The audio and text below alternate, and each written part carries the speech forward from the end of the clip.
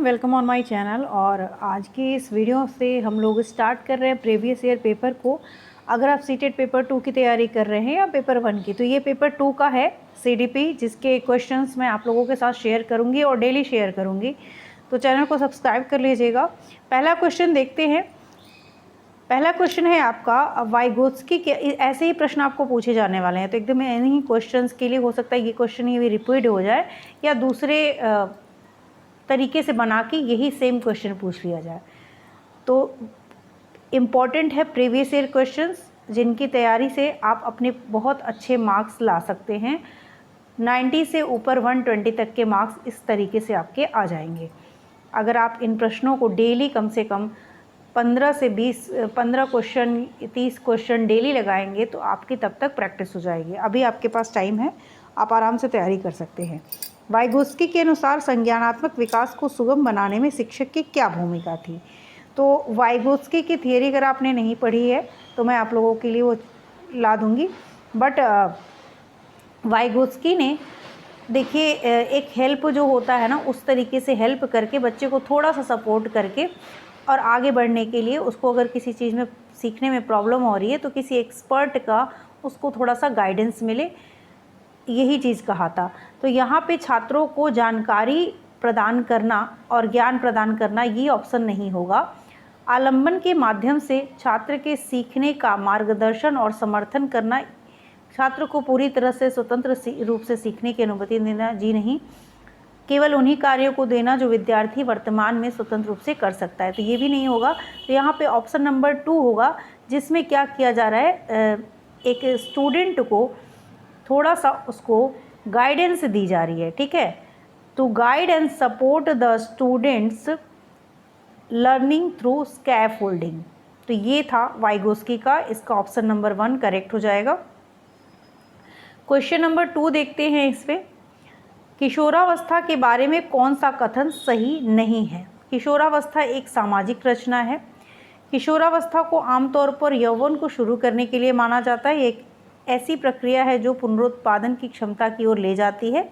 किशोरावस्था बचपन और वयस्कता के बीच विकासात्मक संक्रमण है, जिसमें शारीरिक, संज्ञानात्मक और मनोसामाजिक परिवर्तन होते हैं। विभिन्न संस्कृतियों के बच्चे एक समान तरीके से किशोरावस्था में प्रवेश करते हैं, उससे अनुभव करते हैं, जी नहीं। अगर विभिन्न डिफरेंट संस्कृति के बच्चे हैं तो एक समान तरीके से किशोरावस्था में प्रवेश करते हैं और इससे अनुभव करते हैं, ये बात कथन सही नहीं है। और यहाँ पे जो पूछा गया है वो कथन सही नहीं है वाला ऑप्शन। तो यहाँ पे ऑप्शन नंबर 4 जो हो जाएगा वो करेक्ट हो जाएगा। ठीक है, नेक्स्ट क्वेश्चन देखते हैं। नेक्स्ट क्वेश्चन कहता है कि सुजाता नृत्य प्रतियोगिता में केवल इसलिए उत्सुकता से भाग लेती है क्योंकि वह नगद पुरस्कार जीतने में रुचि रखती है। तो सुजाता कैसे प्रेरित हो रही है। आंतरिक रूप से प्रेरित है या बाहरी रूप से, महारत उन्मुख शिक्षार्थी है या असफलता परिहार शिक्षार्थी है। तो देखिए, जो भी चीज़ें पुरस्कार, नगद, ये तो बाहरी रूप से उसको पुरस्कार मिल रहा है ना, तो ये बाहरी रूप से प्रेरित वाला ऑप्शन आपका करेक्ट हो जाएगा। तो यहाँ पे हमारा जो राइट आंसर हो जाएगा वो हो जाएगा ऑप्शन नंबर 2। सुजाता क्या है, नगद पुरस्कार के लिए, यानी वो किसी बाहरी चीज़, ये पुरस्कार तो बाहरी चीज़ है तो इसलिए बाहरी रूप से प्रेरित है। ठीक है, यहाँ पे ऑप्शन नंबर 2 करेक्ट हो जाएगा। नेक्स्ट क्वेश्चन देखते हैं, क्वेश्चन नंबर 4। और आज 15 क्वेश्चन मैं आप लोगों को कराऊंगी। कोई शिक्षार्थियों के बीच व्यक्तिगत विभिन्नताओं को संबोधित करने के लिए एक शिक्षक को क्या करना चाहिए। मतभेदों को असामान्य और एक प्रकार की कमी के रूप में स्वीकार करना चाहिए, बिल्कुल नहीं। व्यक्तिगत विभिन्नता अगर आपने पढ़ा होगा तो कभी भी ये तो एक अच्छी चीज़ है जिसके बेसिस पे तो यहाँ पे असामान्य कमी के रूप में बिल्कुल, ये तो निगेटिव टैग वर्ड हो गया, ये बिल्कुल सही नहीं होगा। व्यक्तिगत भिन्नताओं को नज़रअंदाज नहीं कर सकते, उसी के अकॉर्डिंग आपका करिकुलम पाठ्यक्रम बनता है। भिन्नताओं को मानव विविधता की प्रत्यक्ष विशेषता के रूप में मानना चाहिए। सभी शिक्षार्थियों के लिए एक अनन्य और समान पाठ्यक्रम लागू करना चाहिए। अगर व्यक्तिगत विभिन्नता, हर बच्चा एक अलग तरीके की सोच रखता है, उसमें कुछ ना कुछ डिफरेंसेस है, तो एक सामान्य पाठ्यक्रम लागू करना ये सही नहीं होगा। तो यहाँ पे ऑप्शन नंबर 3 जो हो जाएगा वो आपका करेक्ट आंसर हो जाएगा कि इसको एक प्रत्यक्ष विशेषता के रूप में मानना चाहिए। ठीक है, जीन पियाजे के बारे में का क्वेश्चन आया है जो कि ऑब्वियसली आता ही है। वाइगोस्की, जीन पियाजे, ये लोग तो कोहलबर्गी, इनके क्वेश्चंस तो आने ही आने हैं। प्रगतिशील कक्षा मैंने आप लोगों को सीडीपी के इम्पोर्टेंट कुछ टॉपिक बताए थे, अगर वो वीडियो नहीं देखी होगी तो देख लीजिएगा। जीन पियाजे का मानना था कि ज्ञान जो है पर्यावरण से निष्क्रिय रूप से पारित होने के बजाय बच्चे द्वारा निर्मित किया जाता है। जीन पियाजे के अनुसार जो बच्चे होते हैं वो ज्ञान के निर्माता होते हैं। तो अगर इसी बात को ध्यान में रखा जाए, पहला ऑप्शन आपका हो गया पर्यावरण से निष्क्रिय रूप से पारित होने के बजाय बच्चे द्वारा निर्मित किया जाता है। अंतःक्रिया, दूसरा ऑप्शन है अंतःक्रियाओं के माध्यम से प्राप्त करने के बजाय जन्मजात और दिया हुआ होता है। थर्ड कहता है कि अधिक जानकार और अन्य लोगों के साथ बातचीत से सहनिर्मित होता है। फोर्थ कहता है कि दृश्य व्यवहार परिवर्तन है जिसे विश्वसनीयता के साथ मापा जा सकता है। तो मैंने पहले ही बताया, जो जीन पियाजे थे उनका मानना था कि बच्चे ज्ञान के स्वयं निर्माता होते हैं। तो यहाँ पे ऑप्शन नंबर 1 जो है पर्यावरण से निष्क्रिय रूप से पारित होने के बजाय बच्चे द्वारा निर्मित किया जाता है। ज्ञान जो है वो बच्चे द्वारा निर्मित किया जाता है। ऑप्शन नंबर 1 हमारा यहाँ पे करेक्ट हो जाएगा। ठीक है, नेक्स्ट क्वेश्चन देखते हैं। अब क्वेश्चन नंबर जो नेक्स्ट क्वेश्चन है वो कहता है कि एक प्रगतिशील कक्षा में आकलन जो होता है वो कैसा होता है? गतिशील होता है, वस्तुनिष्ठ होता है, योगात्मक होता है या मानक संदर्भित होता है? तो आप लोग भी कमेंट करिएगा कि क्या होता है। लेकिन मैं आप लोगों को यहाँ पे बता दूंगी कि जो प्रगतिशील कक्षा में जो आकलन होता है, प्रोग्रेसिव क्लासरूम असेसमेंट, वो होता है डायनामिक यानी गतिशील होता है। ठीक है, तो आपका ऑप्शन नंबर गतिशील, ऑप्शन नंबर 1 करेक्ट हो जाएगा। नेक्स्ट क्वेश्चन देखते हैं। ऑप्शन नंबर 1 गतिशील, ये करेक्ट हो जाएगा। क्वेश्चन नंबर 7, निम्नलिखित में से कौन सी प्रक्रिया वातावरण से प्राप्त जानकारी के अर्थ निर्माण और इसे स्मृति में आगे संग्रहित करने के लिए आवश्यक है? यानी which of the following process is essential in meaning making of the information received for environmental and store it further in memory? तो यहाँ पे ध्यान देना, क्षय होना, भूलना और पुनर्प्राप्ति, यहाँ पे जो राइट आंसर हो जाएगा वो हो जाएगा आपका ऑप्शन नंबर 1 यानी ध्यान देना is the correct answer. Question number 8 क्या कहता है? निम्नलिखित में से कौन सा एक ऐसे प्रश्न का उदाहरण है जिसमें छात्रों को जानकारी का विश्लेषण करने की आवश्यकता होती है? टू किल अ मॉकिंग बर्ड उपन्यास का कथानक क्या है? जानकारी का विश्लेषण करना है, संश्लेषण नहीं है, ये सिंथेसिस नहीं है, विश्लेषण है। ठीक है, तो टू किल अ मॉकिंग बर्ड उपन्यास का कथानक क्या है? टू किल अ मॉकिंग बर्ड उपन्यास का विषय क्या है? टू किल अ मॉकिंग बर्ड में लेखक प्रतिवाद का उपयोग कैसे करते हैं या इनका नायक कौन है? तो देखिए, कथानक क्या है, विषय क्या है, नायक क्या है, इसके आंसर जो है आप वन वर्ड इस तरीके से फिक्स है, लेकिन यहाँ पे प्रतिवाद का उपयोग कैसे करते हैं, इसका आंसर जो है इसमें विश्लेषण की ज़रूरत पड़ेगी। तो ऑप्शन नंबर 3 यहाँ पे हमारा करेक्ट हो जाएगा। जो फिक्स आंसर है वो विश्लेषण करने की उसमें आवश्यकता नहीं है, लेकिन जिसमें पूछा गया है कि किस तरीके से, कैसे, तो वहाँ पे आपका अगर टैग वर्ड दिखे तो कैसे करेंगे, ये आपका टैग वर्ड हो जाता है और यहाँ पे ये ऑप्शन आपका करेक्ट हो जाएगा। क्वेश्चन नंबर 9 देखते हैं। शिक्षकों को अभिकथन है और अकारण है, जिससे बहुत सारे क्वेश्चन पूछे जा रहे हैं। नए पैटर्न में यही एक नई चीज़ जुड़ी है जिसमें आपको अभिकथन वाले क्वेश्चन बहुत ज़्यादा देखने को मिलते हैं। तो शिक्षकों को निरंतर अपने स्वयं के रूढ़िवादिता और पूर्वाग्रहों पर चिंतन करना चाहिए। कारण सांस्कृतिक रूप से उत्तरदायी शिक्षण का अर्थ है कि शिक्षक चिंतनशील हो। अब क्या ये बात सही है? इसका अभिकथन और कारण दोनों सही है। तो हम इस बात के लिए देखिए, यहाँ पे जो है आपका इसका जो राइट आंसर हो जाएगा वो हो जाएगा आपका कथन और कारण जो है वो दोनों ही सही है। और जो कारण है, ये जो सांस्कृतिक रूप से उत्तरदायी शिक्षण का अर्थ है कि शिक्षक चिंतनशील हो, ये सही व्याख्या करता है, यानी ऑप्शन नंबर 1 सही हो जाएगा। नेक्स्ट क्वेश्चन देखते हैं, क्वेश्चन नंबर 10। और क्वेश्चन नंबर 10 में कोहलबर्ग से आ गया क्वेश्चन आपका, जिसकी हमको वेट था कि ये क्वेश्चन पूछा ही जाएगा। तो कोहलबर्ग के नैतिक विकास के सिद्धांत की कैरोल गिलियन की आलोचना का जो केंद्रीय तर्क है वो क्या है? तो उन्होंने किस बात पे तर्क दिया है?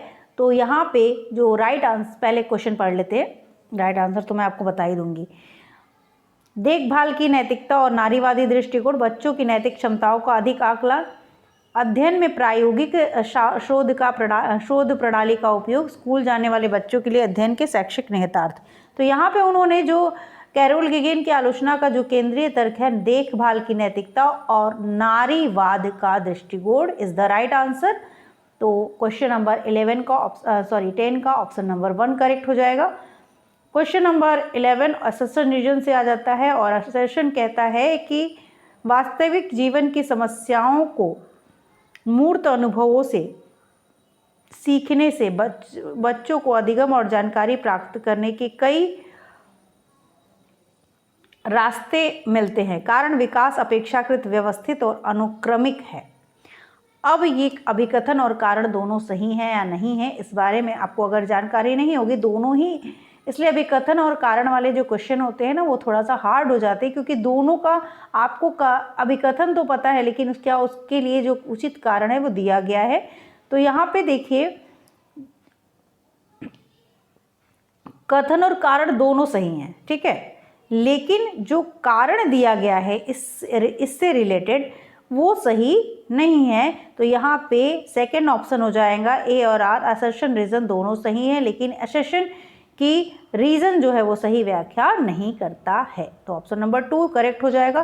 क्वेश्चन नंबर 12 देखते हैं।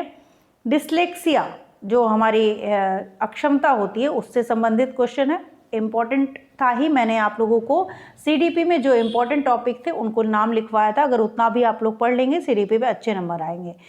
अपठन वैकल्पिक डिस्लेक्सिया एक स्थिति है जो शिक्षार्थी की क्षमता को प्रभावित करती है। भावनात्मक चित्र बनाने में डिस्लेक्सिया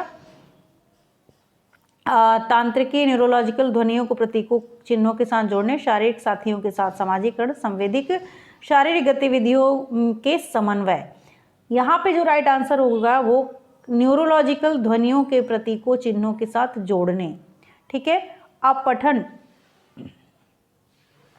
तो ये चित्र बनाने से संबंधित नहीं है, शारीरिक भी नहीं है, संवेदी भी नहीं है। न्यूरोलॉजिकल तांत्रिकीय ध्वनियों प्रतीकों को चिन्ह के साथ जोड़ने, ये वाली आपकी जो है ये सही हो जाएगा, ठीक है। क्वेश्चन नंबर 13 देखते हैं। एक माध्यमिक स्कूल शिक्षक छात्रों को संकल्पनाओं और वास्तविक दुनिया के अनुप्रयोगों के बीच सार्थक सीखने को सक्षम बनाता है। निम्नलिखित में से कौन सी गतिविधि एक उपयुक्त शैक्षणिक रणनीति होगी? नियम और परिभाषा याद करने दे, बिल्कुल नहीं, रटना तो आपकी एकदम अच्छा गतिविधि हो ही नहीं सकती है, ठीक है। तो यहाँ पे ये गलत हो गया। विद्यार्थियों को बहुविकल्पीय प्रश्नों वाली एक कार्य पत्रक पूरी करने को कहें, ये भी ऑप्शन सही है। विद्यार्थियों को उद्दीपक प्रतिक्रिया अनुबंध की विधि द्वारा सीखने को कहें। छात्रों को छोटे छोटे समूहों में वर्तमान मुद्दे पर शोध करने दें और निष्कर्ष कक्षा में प्रस्तुत करें। बहुत बढ़िया, ये ऑप्शन आपका करेक्ट हो जाएगा। ऑप्शन नंबर 13 का ऑप्शन नंबर जो 4 है वो आपका करेक्ट हो जाएगा, ठीक है। क्वेश्चन नंबर 14 देखते हैं और 15 क्वेश्चन करेंगे आज हम लोग। कोहलबर्ग के नैतिक विकास की किस अवस्था में बच्चों का तर्क कानून की नैतिकता के इर्द गिर्द घूमता है? कोहलबर्ग वाला स्टोरी सुना होगा आप लोगों ने, तो उसमें कानून की नैतिकता के इर्द गिर्द घूमता है। कौन सा स्टेज होगा, कौन सी नैतिकता होगी? तो यहाँ पे पूर्व पारंपरिक विषम नैतिकता या स्वायत्त में आप लोग को ढूंढना है। तो यहाँ पे जो राइट आंसर हो जाएगा वो हो जाएगा पारंपरिक कन्वेंशनल मोरालिटी। अब आज का लास्ट क्वेश्चन, और इससे पहले कि ये आगे हम लोग देखें, लास्ट क्वेश्चन आज का देखें उससे पहले आप लोगों से रिक्वेस्ट है कि चैनल को सब्सक्राइब कर लीजिएगा।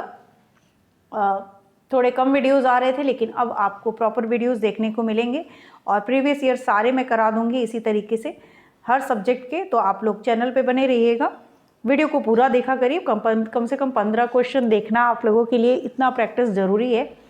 समझा के ही मैं एक्सप्लेन करके ही करूँगी, तो वो भी आप लोगों को एक तरीके से समझ में आ जाएगा। देखिए, समावेशी कक्षा का उदाहरण नहीं है। समावेशी कक्षा का मतलब होता है कि सभी को एक समान शिक्षा देना, ठीक है।